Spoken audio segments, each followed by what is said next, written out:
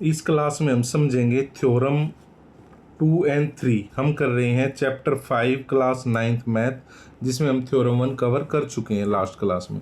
तो थ्योरम 2 क्या कहता है? ये कहता है equal codes of a circle subtend equal angle at the centre of the circle.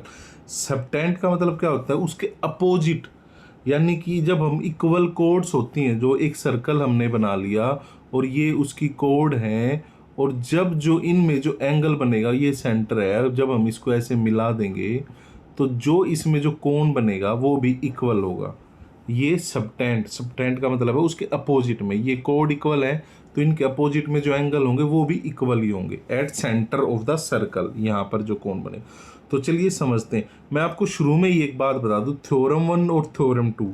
Theorem 1 में हमें गिवन क्या होगा, 2 में ए एंड बी इक्वल है, तो हमें प्रूव करना है क्या कोण ए सी बी कोण डी सी ई इक्वल है।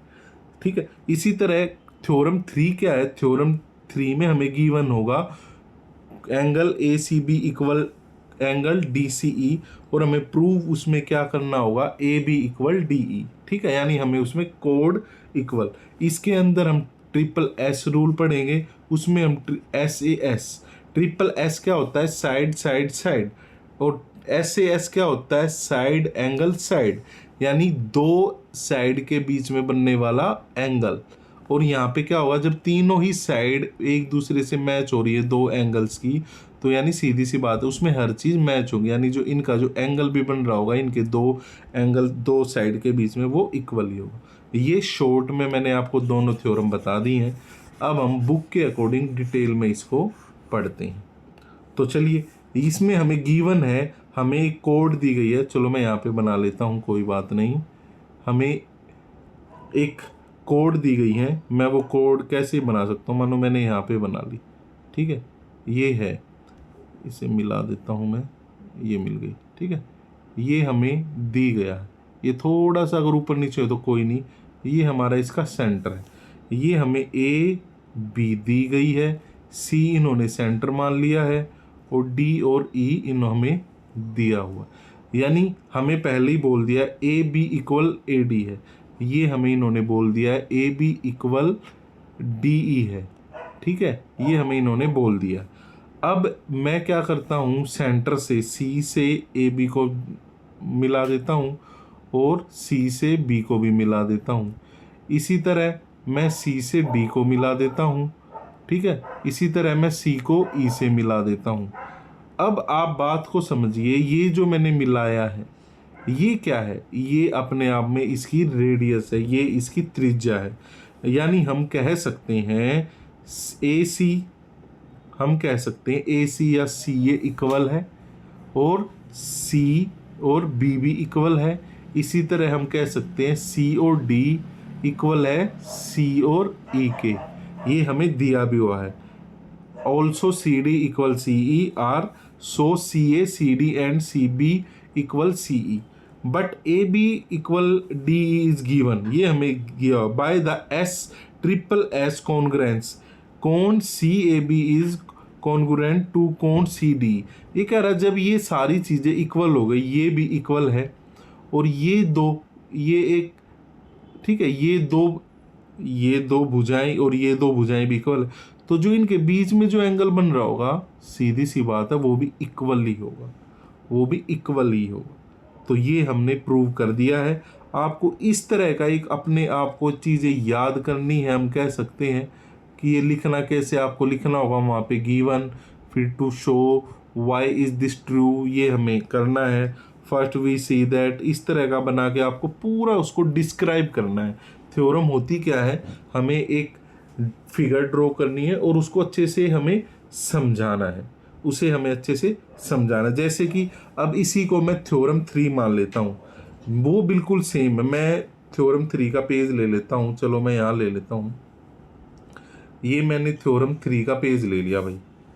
ठीक है, मैं एक बार इसको मिटा देता हूँ जो मैंने पहले, मैं आपको कंपेयर करके दिखाना चाहता हूँ दोनों चीज़ें, ताकि हमें देखो नाम दिए गए थ्योरम 1 थ्योरम 2, लेकिन अगर आप थ्योरम 1 को छोड़ दो, 2 और 3 एक दूसरे से कनेक्ट हैं, 4 और 5 एक दूसरे से कनेक्ट हैं। तो अब देखो, अब थ्योरम 3 में क्या है मेरे दोस्तों, गिवन हमें ये दिया हुआ है कोण angle ACB equal angle DCE।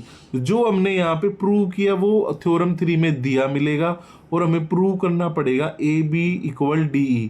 आप इस थ्योरम का नाम ही पढ़ो, क्या है, chords of a circle that subtend equal angle at the centre are equal. तो लेट्स ड्रॉ द फिगर, और ये इन्होंने किया हुआ है। तो हमें क्या मिलेगा, हमें ये पूरी फिगर बनाई हुई मिलेगी और हमें एंगल बताया गया है कि ये जो एंगल है ये इक्वल है, ये जो एंगल है ये क्या है, इक्वल है। तो हमें प्रूव करना है ये कैसे इक्वल है, ये जो कोड होंगी ये इक्वल होंगे या नहीं। तो सीधी सी बात है, हमने पिछली थ्योरम में ही सीखा था कि हम इसको जब मैं लेके जाते हैं, ये क्या है, मैं एक अलग कलर से दिखा रहा हूँ, ये क्या है, ये त्रिज्या है, ये क्या है, ये त्रिज्या है, ये क्या है, ये त्रिज्या है यानी कि रेडियस है, ये क्या है, ये भी रेडियस है। अरे भाई जब CE इक्वल CD है, CA इक्वल CB है, तो सीधी सी बात है, ये जब ये चारों चीजें इक्वल है, ये एक R है, एक सर्कल की त्रिज्या है, जब इस सर्कल की त्रिज्या इक्वल है और SAS रूल क्या कहता है, जब दो साइड इक्वल होंगी तो उनके बीच में जो एंगल बनेगा सेंटर पे वो भी इक्वल होगा, जो कि हमें पता है इक्वल है। जब ये चीजें इक्वल होंगी तो SSS के अकॉर्डिंग ये वाली जो कोड होगी, जो ये AB और ED है, ये भी इक्वल होगी। तो ये दिखा हुआ by the SAS congruence angle ACB equal angle DCE, hence AB equal ED, ये हमने प्रूव कर दिया। मैं आपको बार बार कह रहा हूँ इस तरह की चीज़ें आपको देखो याद करनी है, क्योंकि थ्योरम में आपको जब ये जो प्रोसेस होगी ना, ये आपके नंबर दिलाएगी। ये डायग्राम आपका मानो 5 नंबर का है, तो ये भी आपकी 5 नंबर की जो इसकी आप डिटेल लिखोगे, थ्योरी लिखोगे, वो भी 5 नंबर होगी। तो आप समझ गए थ्योरम 1 और थ्योरम 2 और थ्योरम 2 एक ही सिक्के के दो पहलू हैं। एक में SSS रूल है, SSS और SAS कहीं ना कहीं एक दूसरे को ओवरलैप, यानी अगर हम इन्हें इकट्ठा एक दूसरे पर रख दें तो ये बराबर ही चीज़ है, बस थोड़ा सा समझाने का तरीका अलग। तो ये थी हमारी थ्योरम 2 थ्योरम 3। उम्मीद है आपको समझ आई होगी। हम जल्दी ही इसकी एक्सरसाइज भी शुरू करेंगे। ये क्लासेज है हमारी, आप इसे कीजिए। चलिए मिलते हैं नेक्स्ट क्लास में।